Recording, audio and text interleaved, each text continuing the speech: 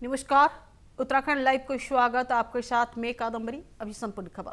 थराली समुदाय के स्वास्थ्य केंद्र से रेफर की गई गर्भवती महिला सरिता देवी की एम्बुलेंस में हुई मौत को मामले को लेकर बुधवार को कांग्रेस कार्यकर्ता और स्थानीय लोगों ने सीएससी थराली ने धरना प्रदर्शन किया है। पूर्व विधायक डॉक्टर जीताराम, ब्लॉक प्रमुख प्रवीण पुरोहित और नगर पंचायत अध्यक्ष सुनीता रावत के नेतृत्व में प्रदर्शनकारियों ने घटना की निरपेक्ष जांच की है, लापरवाही चिकित्सा स्टाफों के खिलाफ कार्रवाई और अस्पताल में विशेषज्ञ डॉक्टरों की नियुक्ति की मांग भी की है। प्रदर्शनकारियों ने चेतावनी दी है कि मांगे पूरी होने तक उनका आंदोलन जारी रहेगा। दुखद घटना हुई है, उसका हम सब लोग उस घटने का विरोध कर रहे हैं, उस घटना से स्तब्ध हैं और जो पीड़ित परिवार है उसके प्रति अपने संवेदना व्यक्त कर उस पीड़िता के लिए और जो गर्भस्थ शिशु था उसके लिए प्रभु से कामना कर रहे हैं कि उनको अपने चरणों में स्थान दे। और साथ ही जिसको लेकर के जो अव्यवस्थाएं स्वास्थ्य विभाग की यहाँ हुई है उसको लेकर के आज ब्लॉक कांग्रेस कमेटी और तमाम और भी राजनीतिक दल संयुक्त रूप से यहाँ पर धरना प्रदर्शन कर रहे हैं। जो कि हमारी बहन सरिता देवी जो कि सोल घाटी से आती है, वो 29 तारीख को यहाँ हॉस्पिटल में एक नई सोच के साथ आई थी। पूरा परिवार उनके परिजन साथ में आए थे और ये सोच के आए थे कि आज हमारा परिवार का एक सदस्य जन्म लेगा, और जो कि स्वयं चलकर यहाँ आई थी, बिल्कुल स्वस्थ थी। अस्पताल ने उसे जो है अपनी अनुभव की कमियों के कारण उसे जो है एडमिट तो कर लिया, पर जो है कोई गायको यहाँ पे नहीं था जो कि दूसरा उसकी भूमिका निभा रहा था, और उसे जो है उनके हालत 3 घंटे तक जो उन्हें पीड़िता को रखा गया और जो कि उनकी हालत बिगड़ती गई। ऋषिकेश कोतवाली पुलिस ने वाहन चोरी के मामले को खुलासा करते हुए 2 सगे भाइयों के गिरफ्तार किया है। पुलिस ने उनकी कब्जे से चोरी की गई स्कूटी भी बरामद की है। पुलिस के अनुसार 29 जून को IDPL निवासी पुनीत बजाज की दुकान में बाहर से स्कूटी चोरी हुई थी, जिसी के शिकायत पर मामला दर्ज किया गया था। चेकिंग के दौरान भंडी तिराही सिटी गेट के पास दोनों आरोपी को चोरी की स्कूटी के साथ पकड़े गए। पूछताछ में आरोपियों ने बताया कि वो नशे की जरूरत पूरी करने के लिए स्कूटी चोरी की थी। तेल खत्म होने पर वो इसे छिपाने जा रहे थे, तभी पुलिस ने उन्हें गिरफ्तार कर लिया।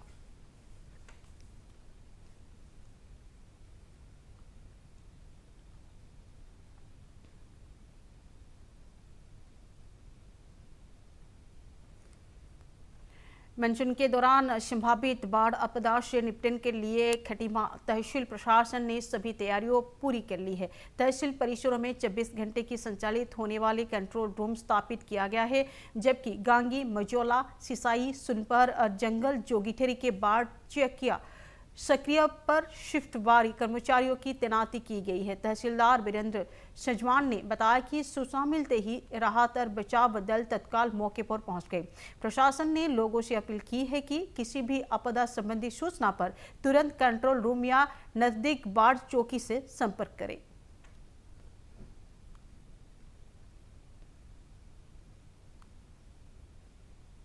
भांति ही खटीमा संवेदनशील क्षेत्र है बारिश में, तो मानसून शुरू हो गया था। हमारे द्वारा तहसील प्रशासन के द्वारा बाढ़ चौकियों का जो है उनको क्रियाशील कर दिया गया है। तहसील में कंट्रोल रूम बनाया गया है जिसमें कि 24 आवर ड्यूटी रहती है कि कोई भी आपदा की स्थिति में। खानपुर के पूर्व विधायक कुंवर प्रणम सिंह चैंपियन ने दलित समाजों को लेकर की गई कथित अभद्र टिप्पणी के मामले में सार्वजनिक रूप में माफी मांग ली है। रुड़की ने शांति सभा में आयोजित दलित समाज की बैठक में उन्होंने समाज के लोगों से क्षमा याचना की। इसी दौरान बड़ी संख्या में दलित समाज के लोग मौजूद रहे। बैठक में उत्तराखंड सरकार में दर्जाधारी मंत्री देशराज कर्नवाल भी शामिल रहे। कई दिनों से चल रहे विवादों के बाद चैंपियन की सार्वजनिक माफी को मामले का अहम घटनाक्रम माना जा रहा है।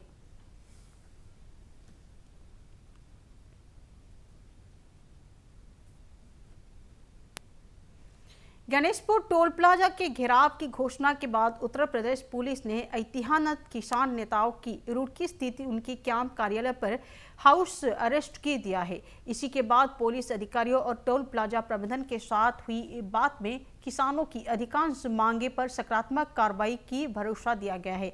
आश्वासन मिलने के बाद भारतीय किसान यूनियन और भारतीय किसान यूनियन ने फिलहाल अपना प्रस्तावित टोल घेराव और घेरना की स्थगित कर लिया है। किसानों नेताओं ने चेतावनी दी है कि यदि तय समय में मांग पूरी नहीं हुई तो आंदोलन दोबारा शुरू किया जाएगा। मामला उत्तराखंड का है, दूसरे राज्य की पुलिस यहाँ से आ रही है, तो हम तो यही कहेंगे भाई मान लिया हाउस अरेस्टिंग करने वाली इसमें कौन सी बात थी। भाई हम कह रहे कि हमारी जब रात आपसे वार्ता होगी तो फिर आज यहाँ सुबह रहने की क्या ज़रूरत थी। मुझे रास्ते में रोक लिया, मेरे लोगों को रोक लिया, बड़ी मुश्किल से मैं यहाँ तक आया, फरमानती आई के मकान तक, इन्हें यहाँ हाउस अरेस्ट कर रखा। अरे ऐसी कौन सी आफत आएगी, हम कौन सा आतंकवादी थोड़ा ही है। मुख्यमंत्री पुष्कर सिंह धामी ने मुख्यमंत्री आवास में उत्तराखंड राज्य अल्पसंख्यक शिक्षा प्राधिकरण के शुभारंभ किया है। इसी अवसर पर विभिन्न अल्पसंख्यक शिक्षण संस्थाओं के मान्यता प्रमाण पत्र और विद्यार्थियों को NCERT की पुस्तक में वितरित की गई है। मुख्यमंत्री ने कहा है कि मद्रासा बोर्ड के जगह नई व्यवस्था लागू करके सभी अधिसूचित अल्पसंख्यक समुदायों के बच्चे को आधुनिक, गुणवत्तापूर्ण और समान शिक्षा के अवसर उपलब्ध कराया जाएगा। उन्होंने कहा है कि नई व्यवस्था राष्ट्रीय शिक्षा नीति 2020 के अनुरूप शिक्षा, कौशल विकास और तकनीक के ज्ञान के बढ़ावा देकर बच्चे को उज्जवल भविष्य की मजबूत नींव रखेगी।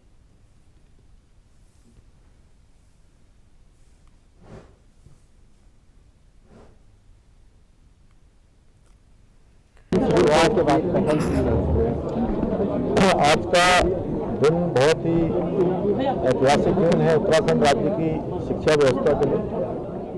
आज अल्पसंख्यक शिक्षण संस्थान इसके द्वारा आज मान्यता वाले शिक्षण संस्थानों को मान्यता प्रमाण पत्र देने का ये आज कार्यक्रम यहाँ पर हुआ है और सभी वर्गों के बच्चों को अच्छी शिक्षा मिले, गुणवत्तापूर्ण शिक्षा मिले, आधुनिक शिक्षा मिले, आने वाले हमारे सभी बच्चे संस्कारवान बने, ज्ञानवान बने, विद्यावान बने।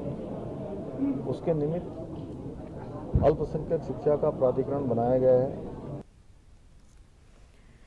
मुख्यमंत्री पुष्कर सिंह धामी ने प्रदेश में आधारभूत सुविधाओं के विकास और आपदा प्रभावित परिवारों के राहत देने के लिए कुल 8 करोड़ 61 लाख रुपए की वित्तीय एवं प्रशासनिक स्वीकृति प्रदान की है। देहरादून केंद्र क्षेत्र में बचे केबल कार्य के लिए 4 करोड़ 92 लाख रुपए मंजूरी की गई है, जबकि उत्तरकाशी जिला में आपदा से पूर्ण रूप से क्षतिग्रस्त 123 आवासीय भवनों के प्रभावित परिवारों के मुख्यमंत्री राहत कोष से 3 करोड़ 69 लाख रुपए की सहायता स्वीकृति की गई है।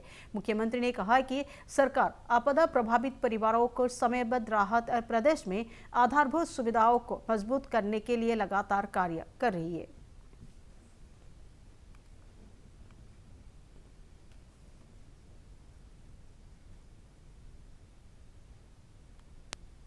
उत्तराखंड में मानसून सीजन के दौरान संभावित प्राकृतिक आपदाओं से निपटने के लिए तैयारियों को परखने के लिए आज पूरे प्रदेश में राज्य स्तरीय मॉक ड्रिल आयोजित की गई है। सभी 13 जिलों के 66 चिन्हित स्थानों पर बाढ़, बादल फटना, अतिवृष्टि और भूस्खलन जैसी आपदा परिस्थितियों का वास्तविक आभास किया गया है। इसी दौरान विभिन्न विभागों के बीच समन्वय, त्वरित प्रतिक्रिया, राहत एवं बचाव कार्य की क्षमता की परीक्षण की गई है। देहरादून स्थित राज्य आपदा प्रबंधन प्राधिकरण में आयोजित मुख्य कार्यक्रम में मुख्यमंत्री पुष्कर सिंह धामी ने प्रतिभाग किया है। मुख्यमंत्री ने आपदा राहत एवं बचाव कार्य में उपयोग होने वाले आधुनिक उपकरण और संशोधनों का निरीक्षण किया है तथा अधिकारियों से उनकी कार्य प्रणाली की जानकारी ली है। उन्होंने कहा कि आपदा के समय त्वरित और प्रभावी कार्रवाई के लिए पूर्व तैयारी और समन्वय बेहद जरूरी है। राज्य सरकार मानसून के दौरान किसी भी चुनौती से निपटने के लिए पूरी तरह तैयार है।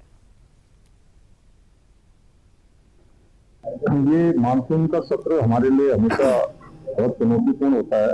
हमारी जो भौगोलिक परिस्थितियां हैं, हमको कई प्रकार से आपदा का सामना करना पड़ता है।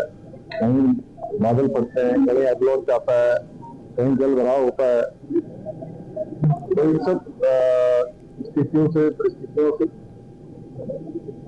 सभी को सुरक्षित रखना है, सभी तैयारियां करनी है।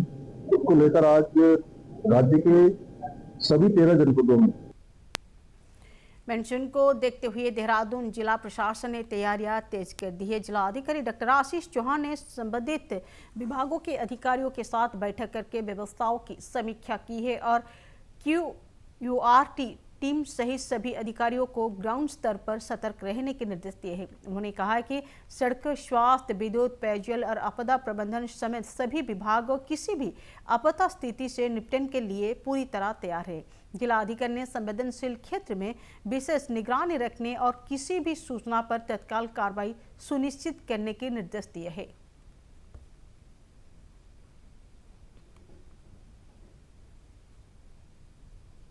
जो अभी भी मैंने वीसी में रिव्यू किया है, तो जैसे जो हमारे कोर कंसर्न है वाटर लॉगिंग एरिया हैं, या अगर बात करें कि लो लाइंग एरिया में रहने वाले लोग हैं, तो कुल 29 ऐसे लोकेशंस नगर निगम ने आइडेंटिफाई की और लगभग 3700 के आसपास ऐसे वल्नरेबल फैमिलीज़ हैं और 900 के आसपास हाउस होल्ड्स हैं।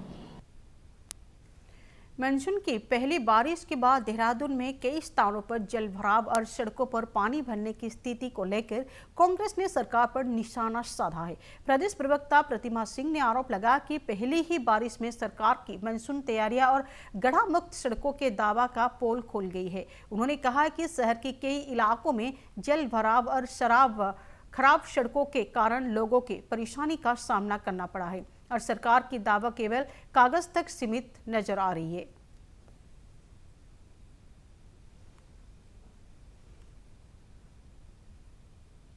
कि सरकार के दावों की पोल जो अभी मैंने 10 मिनट पहले खोलने का कार्य किया है, खुद लाइव किया मैंने, और सरकार सड़कों की बात कर रही थी, हमने सड़कें बना दी, मानसून की तैयारी में सरकार जुट गई है, सड़कें बन चुकी हैं, लोग परेशान ना हो, ये कहा था धामी जी ने। आज आप केनाल रोड ले लीजिए, IT पार्क का एरिया ले लीजिए, वहां जो पुल है उसके ऊपर के हालात देख लीजिए, लोगों को समझ नहीं आ रहा कि नदी के ऊपर चल रहे हैं या सड़क के ऊपर चल रहे हैं। इसकी वजह सिर्फ है अतिक्रमण, और वो अतिक्रमण जिसमें सरकार ने पूरा का पूरा योगदान दिया है। आज आप EC रोड चले जाइए, करणपुर चले जाइए, GMS रोड चले जाइए, मालदेता की बात आपने कही, आप कहीं भी चले जाइए, सड़कें खस्ता हाल है।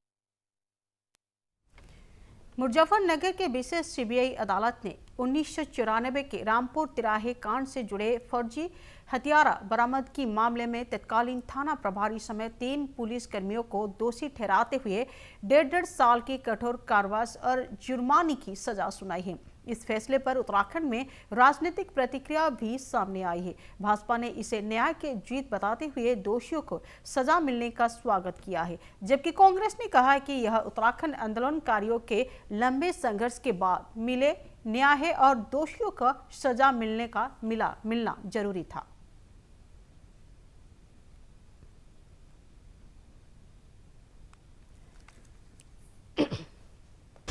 आज जो ऐतिहासिक फैसला सुनाया गया रामपुर तिराहा कांड में पाए जाने वाले दोषियों को जो सजा दी गई है, उससे तमाम हमारे उत्तराखंड की माताएं, बहनें, उत्तराखंड के लोग बहुत ही ज़्यादा खुश हैं, क्योंकि उन आंदोलनकारियों का जो बलिदान था, आज उस पर एक बहुत ही अच्छा फैसला आया है। उन गुनहगारों को फांसी दी गई है और वो यह मुकर्रर कर रही है बातें ये सारी कि हमारे तमाम उत्तराखंडी जो रामपुर तिराहा कांड को एक श्राप के रूप में देखते थे। देखिए, भाजपा ऐतिहासिक बताए या ना बताए उससे फर्क नहीं पड़ता। रामपुर तिराहा कांड इस आंदोलन के इतिहास का सबसे क्रूर दिन और सबसे दुखद घटना थी। कांग्रेस की परिवर्तन यात्रा के दौरान पत्थरगढ़ में हुई कथित कहासुनी को लेकर भाजपा ने कांग्रेस पर तंज कसा है। भाजपा प्रदेश प्रवक्ता हनी पाठक ने कहा है कि परिवर्तन यात्रा के बजाय कांग्रेस में आपसी खींचतान और गुटबाजी देखने को मिल रही है। उन्होंने आरोप लगाया कि कांग्रेस पहले अपनी संगठन को भीतर एकजुटता दिखाए, उसी के बाद जनता के बीच परिवर्तन की बात करे। हनी पाठक ने दावा किया है कि धामी सरकार के कार्यों पर जनता का भरोसा कायम है और भाजपा एक बार फिर प्रदेश में सरकार बनाएगी।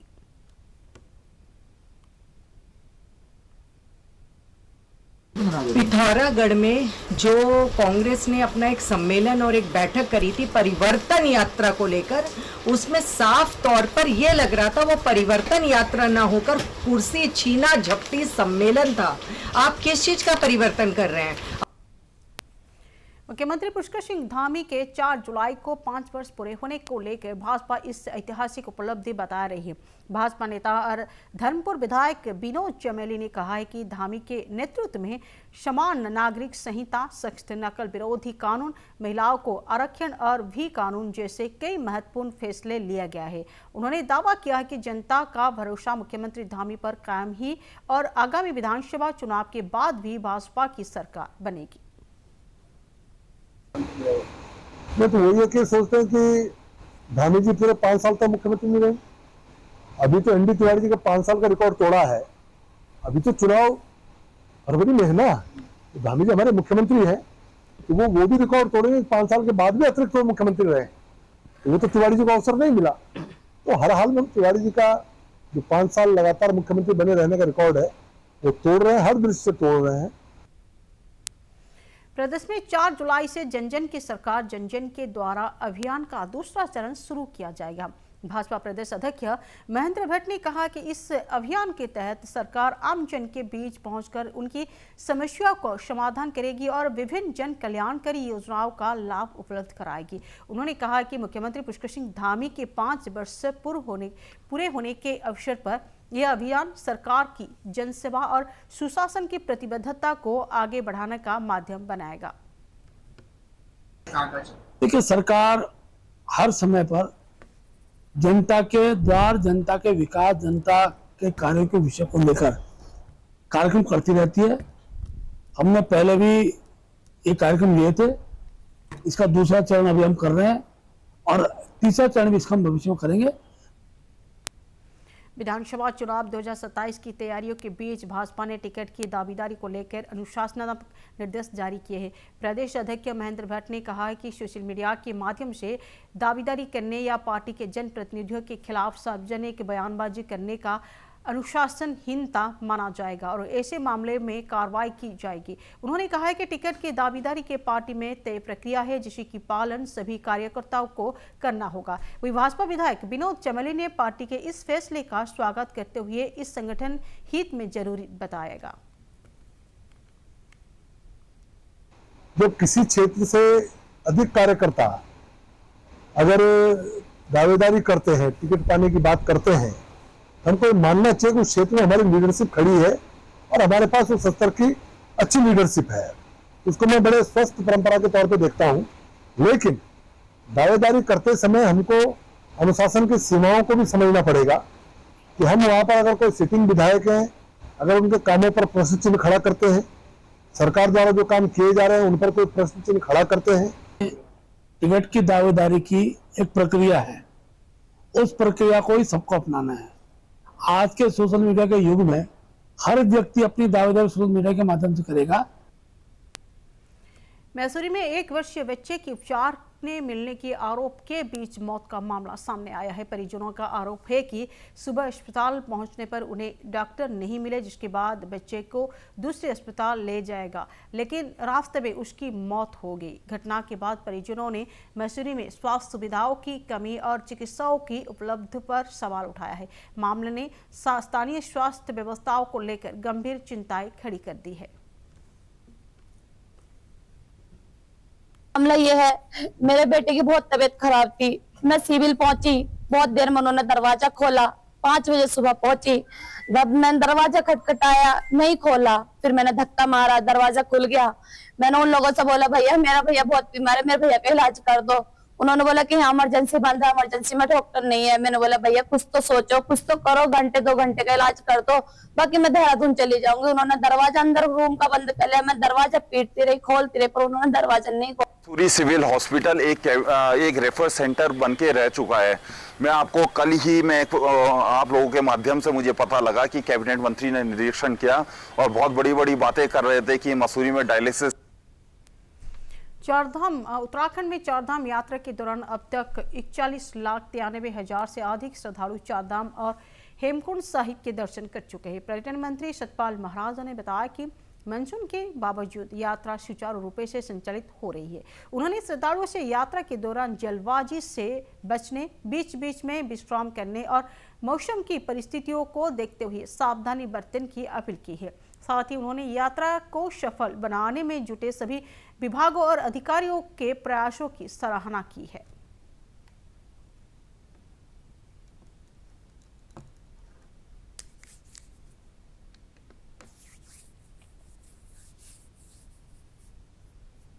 ना हो और लोग वहां जाकर के दर्शन प्राप्त करके पुण्य के भागी बने।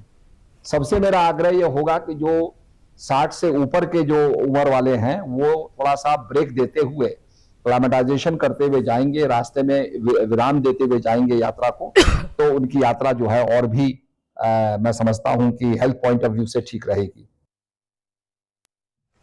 उत्तराखंड लाइव को यहीं रखती हूँ। नमस्कार।